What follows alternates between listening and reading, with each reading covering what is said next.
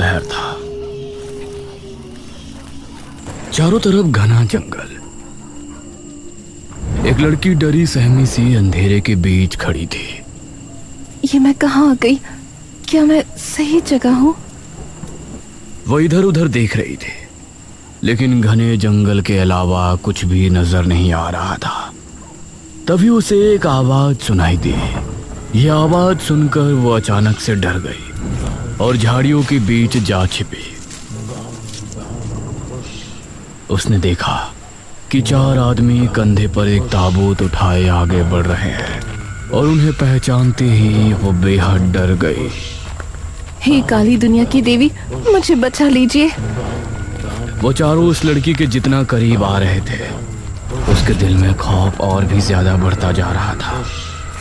वो उस तक पहुंचने ही वाले थे, तभी अचानक उसे झटका लगा। अरे उठ दमयंती बेटी, क्या हो गया तुझे? वो नींद से जागी। उसने देखा कि उसकी माँ उसे जगा रही थी और वो पूरी तरह से पसीनों से भीगी थी। हाँ, हे भगवान, शुक्र है सपना ही था। ये रोजाना सोते समय क्या हो जाता है तुझे? पता नहीं माँ, क्यों रोज रोज एक ही सपना आता है, पता नहीं क्यों।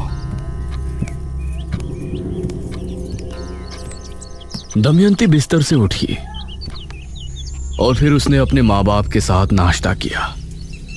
उसके पिता एक किसान थे और खेती करके ही वो अपने और अपने परिवार का घर चलाते थे। एक शाम उसके पिता खेतों से वापस नहीं लौटे और शाम हो चली थी। ये कहाँ रह गए? मुझे बहुत चिंता हो रही है इनकी। माँ, मैं पिताजी को देखकर आती हूँ। अच्छा ठीक है बेटी, चल मैं भी तेरे साथ चलती हूँ। नहीं माँ, मैं चली जाऊंगी। आपके घुटनों में पहले ही दर्द है, आप यहीं आराम कीजिए। संभल के जाना बेटी। दमयंती अपने पिता को ढूंढने के लिए घर से निकली और खेतों की तरफ चली गई।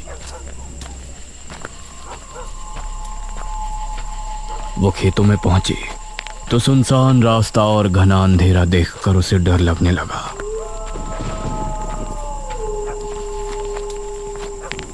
हे भगवान, रात में तो ये इलाका कितना डरावना लग रहा है। वो तेज तेज कदमों के साथ आगे बढ़ रही थी। तभी दमयंती, उसे एक आवाज सुनाई दी। कौन कौन है? दमयंती, मेरे पास चली आओ, तुम अभी इस दुनिया के योग्य नहीं हो। ये आवाज सुनकर दमयंती बेहद डर गई।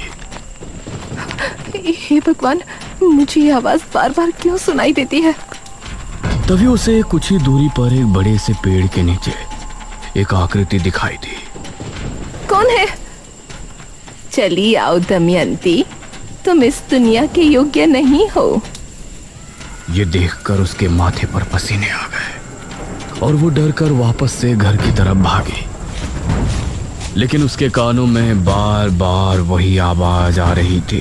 चली आओ दमयंती, तुम इस दुनिया के योग्य नहीं हो। दमयंती, मेरे पास चली आओ, तुम अभी इस दुनिया के योग्य नहीं हो। और लंबी लंबी सांसें लेने लगी।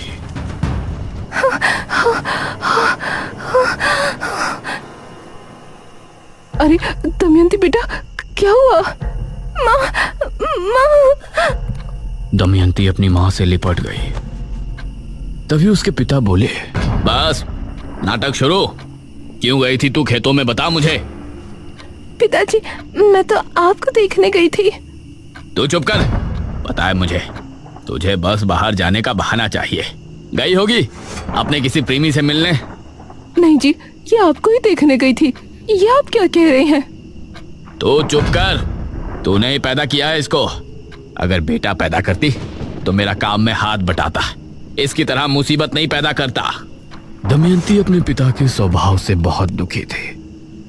दिन में बाप के ताने और रात में उसे रोजाना वही सपना आता था, जिसमें 4 लोग कंधे पर ताबूत उठाए घूम रहे होते थे। दिन और रात उसे कभी सुकून नहीं था। उसी समय गांव में भी अजीब सी घटनाएं घटने लगी थी। एक आदमी मोहन नगर से घर को लौट रहा था। आज तो कितने दिनों बाद बीवी से मिलूंगा। आज की रात बहुत खूबसूरत होगी।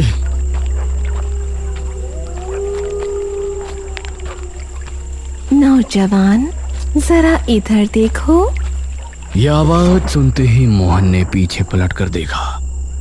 उसने पाया कि पीछे भड़कीले कपड़े पहने एक लड़की खड़ी है। गोरा मखमली बदन, काले घने बाल।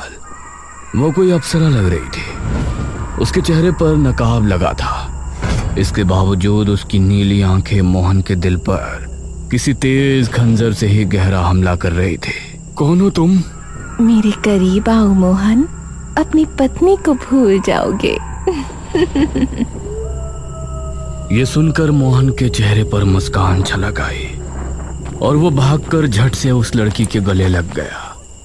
वो उसकी कोमल कमर पर हाथ फेर रहा था। तभी उस लड़की ने भी उसे कसकर गले लगा लिया। तभी मोहन को उसके शरीर की गर्मी महसूस हुई। तुम इतनी गर्म कैसे हो रही हो? यह कहते हुए वो उससे अलग हुआ तो अब उस लड़की की आंखें लाल चमक रही थी। ये देखकर मोहन का दिल दहल उठा और उसकी चीख जंगल में गूंज कर रह गई।